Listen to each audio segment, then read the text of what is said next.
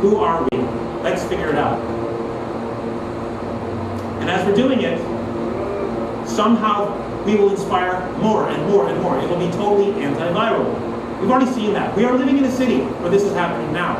Now it's time to realize that we are part of a visionary culture within that city, and it is time to act. If things go wrong, and somehow we run out of time, we can't get it done in time, do you want to be cowering alone, or do you want to be holding hands with others and standing together in that last moment? Personally, if somebody drops a nuclear bomb on me, I am going to be inhabiting my birthright till I am dust. That's my promise to you. Because we are the same culture. Are we going to stand together? Are we going to hold hands together? Are we going to be in the village crossroads again? Whether it's illegal or not.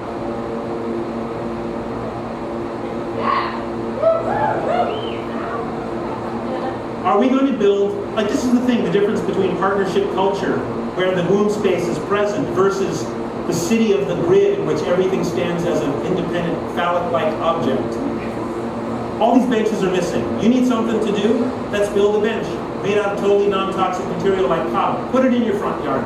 Put it in the grass strip. The Department of Transportation is totally willing to help you at this point. Do you need a place for information in your neighborhood where so many people feel mute? Absolutely. We need places for information. We need places like this that invite people across lines into people's front yards to say, have a seat in this solar-powered, totally sacred space. We need to help children to create these models for a new world in their middle schools all over the city. We need to start taking up concrete like these people did to plant fruit trees. We need to take up driveways to put in gardens and transform old garages into community art centers. Whoa! The chairman of the Multnomah County Democrats is creating a food forest on his own lot for birds and his neighbors. Whoa! Oh my God, at 12th and Market, a community architecture space has planted more than 84 varieties of edible plants. It's not like we don't have these examples around us. Look at this microclimate defying the temperature around it and respirating. There's peaches, there's apples, there's cherries, there's Asian pears. Oh my God, there's even almonds. And on the south-facing trellis, I shouldn't tell you this, are the most tasty grapes in the world, providing shade for the windows. Passive solar design and food production. Urban agriculture shading the windows. Boysenberries on the eastern face. Artichokes, potatoes, there's even old growth asparagus, for God's sake. There's like all these different flowers. We've got stinging nettles in the grass strips to discourage people from driving their cars or coming to the place in their car. People are doing this, the lowest possible income communities are doing this. African and Latino communities here in this low income housing place. Like, money is not the excuse, it's the will.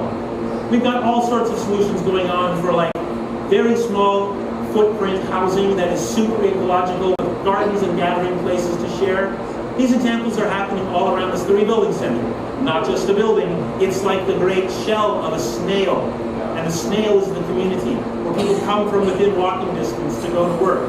All their families and themselves like get full benefits, to cover their health and dental needs. They all have a voice in running the place.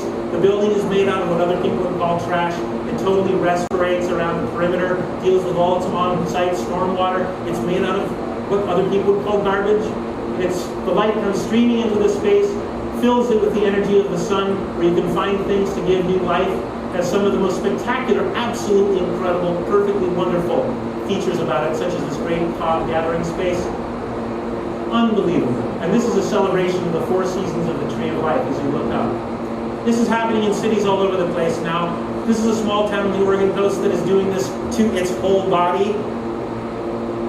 A gathering space for the first time, a community center. They took the old Masonic Lodge and turned it into an art center as their first gesture. Whoa, it's happening in Seattle. Whoa, it's happening in Olympia. Whoa, Eugene. Whoa, Los Angeles. Giant angels flying in the streets, spelling out the word welcome in 3 different languages, Korean, Spanish, and English, in order to make crosswalks. Whoa, Duluth, Minnesota. Children leading the local insurrection.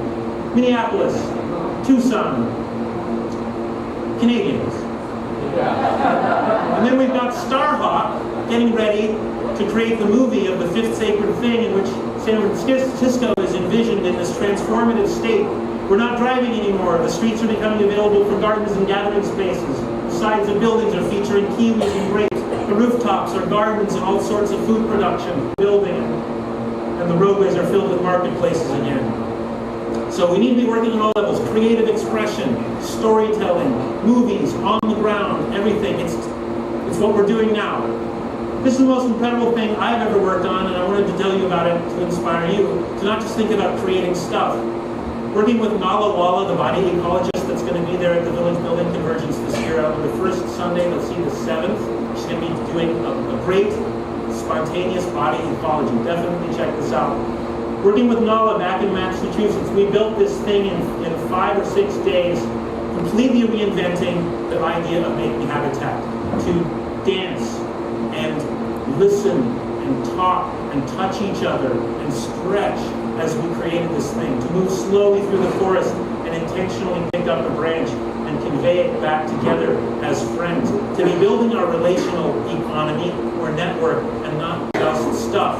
Time and space in life is not just on the clock, and that's one of the hugest aspects of what we have to take down, or rather transform. Celebration. This was an improvisation that we did at the end of our process of creativity. Another secret, strategic, sort of mental sort of framework for seeing is to remember that even though we're being told constantly that there's not enough and all these things are going wrong, remember that the trees are bursting with fruit on cue. The air is there every time you are trying to take a breath. There are more friends around you than you can possibly ever know in your life if you'll just say hello. Gravity is holding you right where you want to be most of the time. Like it's working. The Oregonian needs to say, hey, guess what? Almost everything's working except this stuff over here. The truth is, this is a momentary interlude. Andy Singer, the great cartoonist, came to Portland and he's like, okay, I see how it works. This is how it was. This is how it's going to be. But the truth is, this is a momentary interlude where even the dogs are totally bummed out. They're walking around thinking, oh, I feel so alone. My experience of isolation is so unique, you know? And yet everyone else is feeling the same. Come on, have you ever noticed this? We get together in a meeting and everyone's like, you know, unfamiliar and feeling uncomfortable. By the end of the meeting, they're feeling like they have some new friends. Now at the start of the meeting, can we just know that's how it's going to be at the end of the meeting? Because that's how it works every time. The truth is, this is our timeless destiny, and this is how we grew as a culture. It was at a crossroads, where we came together at water. We started to share our stories, and all forms of cultural expression emerged.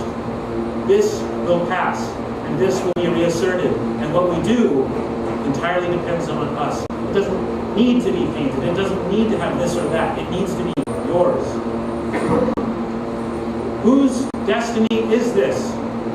It is time to bust loose. So many things are happening that are surprising in the best ways. And people are even getting married in the streets these days, if you haven't heard. Not just once, but again. And again. And again. When's it going to stop? Oh no, marriage in the streets. We're weird here in Portland. Okay, as my friend Elk River once said to me, if you can't remember what to do, just remember this, and this will help. The water is sacred. In our home, the water is sacred. The air is sacred. The earth is so sacred. Love in all its forms, no matter who loves and how they love, that is sacred. Sacred. When a community has a vision for itself and it stands up on the ground where it is, and it is place-based and rooted, that is sacred. We have been told that we are alone in this life. We're individuated and separate. Separate bank accounts, separate grading. St. Peter's going to judge us separately. Oh no. No. Elk River said, just remember this, that you are part of one great life. This is the largest scale of yourself. Each generation grows and makes way for the next generations to come as part of one great life that has never died and will never die. And that is your greatest scale of self. And if you can remember that, you'll know what to do with your life. All the communities of life on the planet, below the ocean and above, are part of one great circle. It's the tree. So thanks very much on behalf of City of Repair. We totally invite you to the BBC.